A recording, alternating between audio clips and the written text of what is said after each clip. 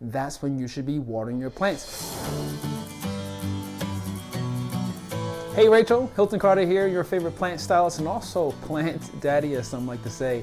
Welcome to my home here in Baltimore, Maryland. And today I actually want to show you and your viewers how to properly prepare your plants for the winter.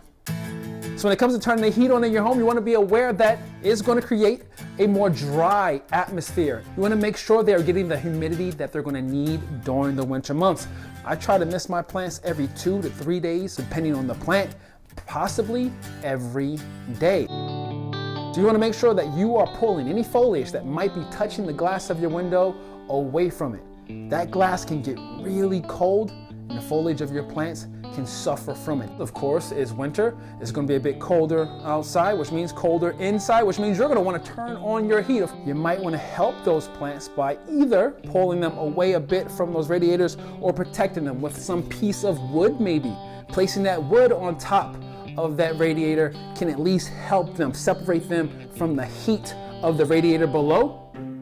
So when it comes to the winter months, a lot of the plants you're bringing into your homes, they do go dormant, which means a lot of them don't need as much water as they need it come spring and summer. You have to make sure that you are paying attention to the soil. And based on the moisture level of the soil and the plants that you have, that's when you should be watering your plants. Those of you who have cacti during the winter, I water my cacti every 6 weeks.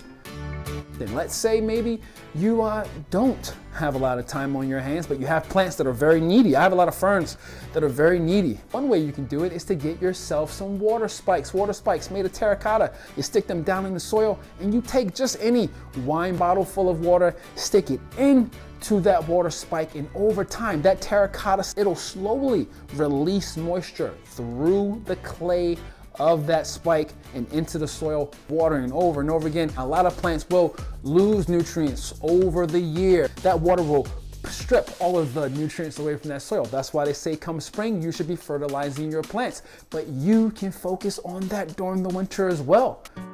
Those eggs maybe that you're boiling in water, you can use that water to provide nutrients. Lastly, good tip, if you are taking a plant from a pot and putting it into another pot that possibly might have a larger drainage hole and some of that soil is being lost through that drainage hole, a cool way to make sure that you keep as much soil in your pot as possible is to make sure that you place maybe a coffee filter at the base of that pot, then put your soil implant inside of it. Thanks, Rach.